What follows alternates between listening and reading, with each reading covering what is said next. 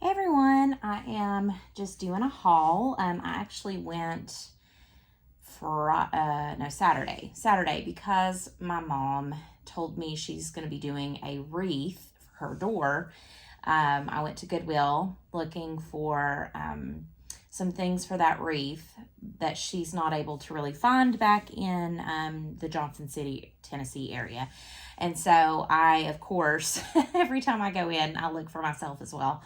And I found only things for myself. I did not find the things that she needed at Goodwill. She's looking for a large silver platter and some red toile china or some Christmassy colored china to do a ceramic wreath, which is kind of like a new thing, I guess, that people are doing. And I knew that if you go to Goodwill, a lot of their plates and a lot of their cups and everything are really cheap. So I went to look and did not find anything for her. Found a bunch of stuff for myself. So I thought I've got to do a haul video because anytime I find things and decide to buy them, I always like getting feedback on what you would do with them. So I'll just jump in and I'll say this is a cupcake kit that I thought was the cutest thing I've ever seen.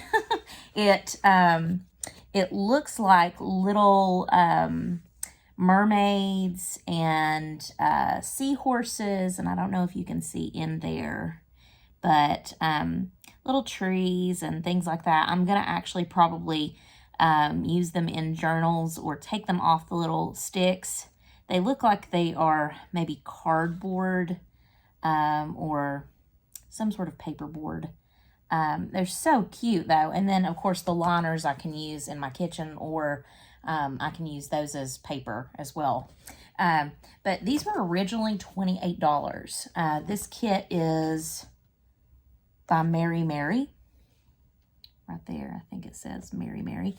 And $28, but I got them for $4. And because it had not been opened and it was sea themed, I definitely had to buy it because I loved that. So I did kind of splurge on that. It is a little bit expensive for what it was, but they were so cute that I had to get them. So ordinarily I would not get something like this, just because I've had so many planners in my life that I have never used. I love to buy them with the plans to plan. I have a plan to plan things out and I never do. But this actually had a lot of little things in it that I thought I might use. So it was $3.99. It's a really nice planner. I think it's by Franklin Quest is the brand, and it has a little calculator in it. But I like that it had a ruler too that I could use to tear things. And then it has all these little plastic inserts of different sizes. Like this is a big pocket. These are little pockets I thought I could use for maybe tags, to organize tags, or maybe to organize small pieces of ephemera, things like that. And then it has a pocket that I can store things in. And then, just a bunch of little pockets, a bunch of different types of pockets. So I figured I could use that part for storage, and then I could take out these inserts that are essentially just, I think these are sticky notes, little tabs. And then they had some interesting different kinds of papers in here. So this looks kind of purplish. And as you move back, I think there's grid paper. So I thought these would be fun to experiment with. And then, of course, little tabs. And these would be fun to play with as well. So I got that. And I actually came across a bag of refills for that planner. And it was also $4. But I thought if it has all the refill stuff with it, I have to get the refill stuff because that's the part that I really was intrigued in using. So we have like some grid paper, some green paper, and I could coffee dye these and use them, for tags or put in like journaling tabs and journaling pages. And I kind of liked this progressive task list. Maybe that's something that I need to use. So I thought that was, it was like maybe $10 altogether with tax. I probably didn't need to spend that, but I just thought it would be good, and I really liked the little pockets that it had. And then I lucked out and found this for $2, this little paper pad. It's a 6x6, but I found that with my mini tags and things that I'm doing, I really enjoy using the 6x6 papers. And it still had pretty much all the paper in it. So I went ahead and snatched that up because it's double-sided. I can do things with it, create little tags. Look how cute that little pink page is. So I always snatch these up when I can find them. $1.99. And then I found these Martha Stewart labels for 99 cents. I thought these would be really pretty on tags or to add as embellishments with paper and whatnot. And they were 99 cents, so I grabbed them. This is not really a junk journal find, but I found this and I'd always wanted them, and they were in my size. I wear a size 9 shoe. And so I snatched them up because I can throw this in my purse. But these are the Fast Flats. They're foldable little ballet slipper type shoes. And they come with a little bag, a wristlet, that you can stash inside your purse. And they're 99 cents. They were 99 cents. Like, I never would have thought to look for that. But when these came out, I said, oh, I've got to get some of those. And I never did. So I was really excited to find that. I did buy another set of these paper rolls because I do actually use these a lot. This was $1.99 for these 3. It was open, but it wasn't used. The rolls have never been used. But I find that if I use these little rolls for maybe stamping or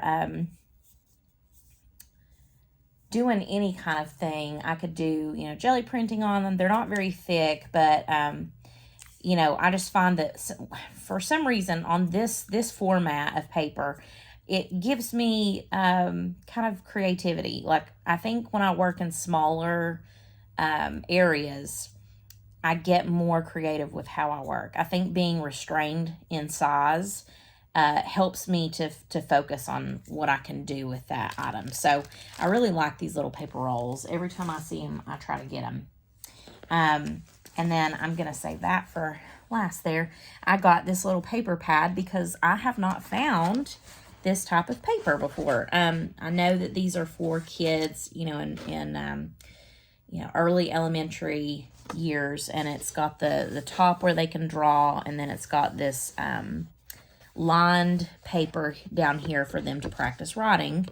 And I thought this would be an awesome addition to my junk journals. But the pad doesn't look like it's even been used. It was $2.99, so I went ahead and grabbed it. I really think I'm going to enjoy doing the drawing/writing combo. I thought that would be cool. And I may coffee dye some of those. And then I found these 3. They were 99 cents a piece. But I found these 3 little pictures, and they're already mounted. They're fairies, but look how pretty those are. And I thought, if I don't want to hang them up, I can always take the picture out and use that in my journal because I do like fairies.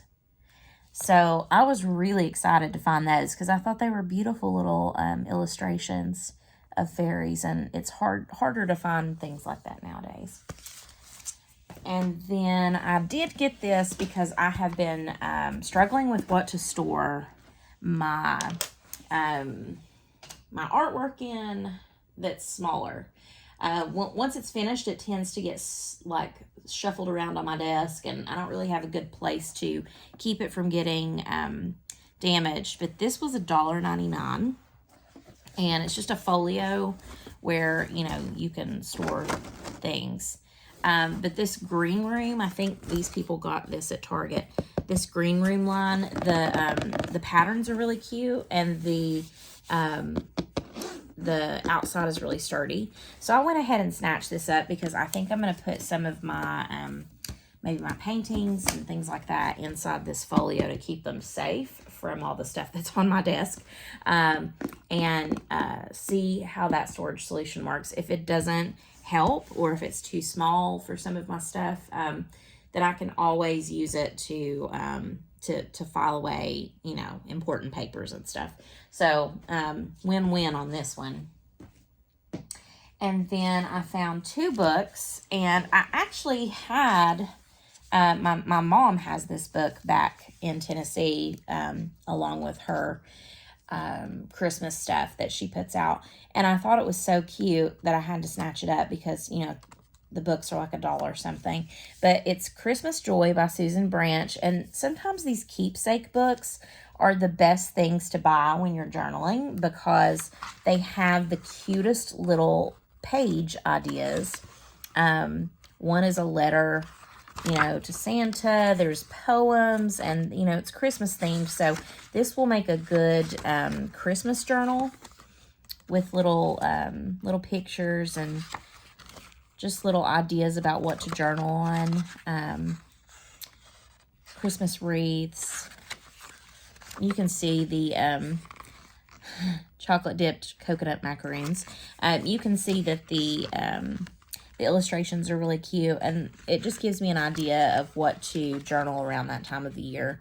Ideas for activities that I can do that maybe are journal worthy, right? And then I can always pull this book apart. And then, of course, anytime I see a bird book, I've said this before, I pull that right off the shelf and take it with me. And I really liked this bird book because, one, the text is really big. It's like kid-size text, but the images in it are very vintagey.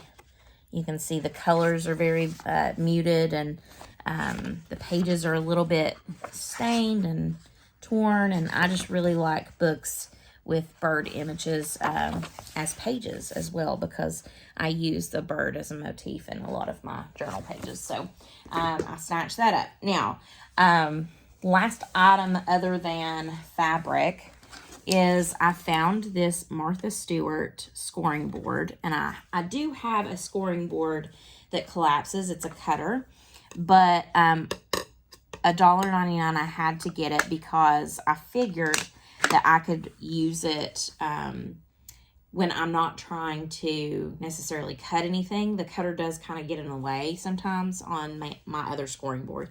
And $2 for a Martha Stewart product, I can't pass that up. I could always sell it to someone if they needed one. So, and now, the last video that I took, the last haul video that I made, I said I was going to stop buying fabric. I never stop buying fabric.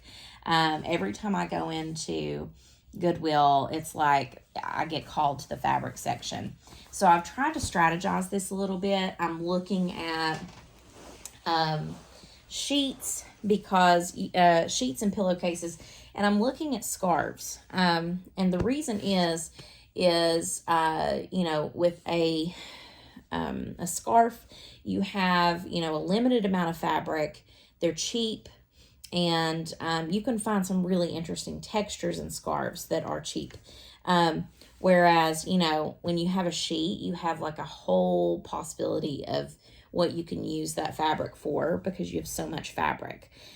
So some of these I buy strategically pretty small if I know I'm not going to use up that pattern. Some of them I buy the full sheet because I know I like the pattern and I'm probably going to use it a lot. So this was one of those that I did buy the full sheet because I just really liked the muted colors, and I thought it would be pretty for tags. It would be pretty to maybe add little snippets of it into my journal, especially around springtime when the more pastel colors are the palette that I tend to gravitate towards. And I loved that there were sunflowers on it. So I'm going to wander these. I found this, I'm pretty sure that these are, I don't know what these are. I think she told me she charged me for maybe a table runner because we couldn't figure out. They may even be a beach, like a sarong, but they're really thin, gauzy fabric. And to go get cheesecloth is no more or no less expensive than to just grab something like this when you see it in Goodwill. So I actually found 2 of them. And I may keep one as a sarong for a little bit. And if it doesn't, doesn't really hold up, then I can always use it to journal. But I found 2 of them, and I bought both of them because I loved the tassels on the end, the trim, and I loved just the thin quality of the fabric. I love the color and the texture, so I snatched those up. And then I found this cute, I could not find anything but this one pillowcase. They did not have a sheet. They didn't have a second pillowcase, but it's little ladybugs. And the colors are kind of muted, which I like. Normally you would see a bright red ladybug, but these are kind of like pink. So I grabbed that because I thought it was so cute of a pattern. I don't know how it will look, but I'm going to play with it.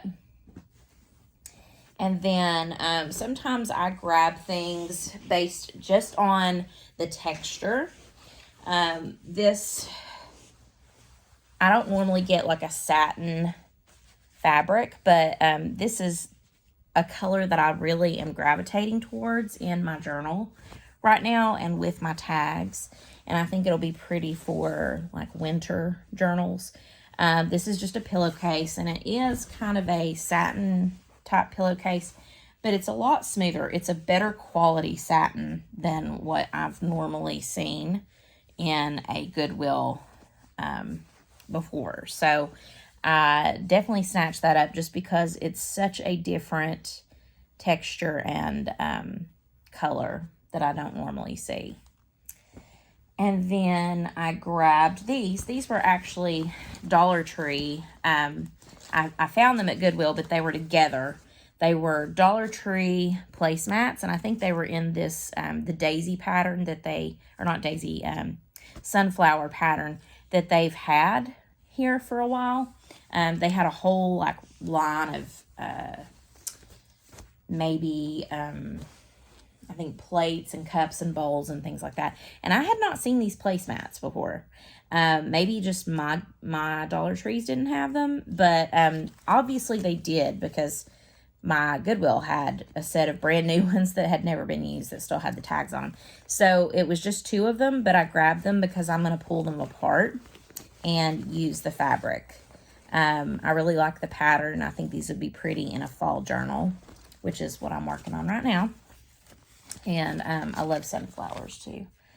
And then again, I try to look for texture, and I'm really into not necessarily shiny fabric, but this is almost like a silk.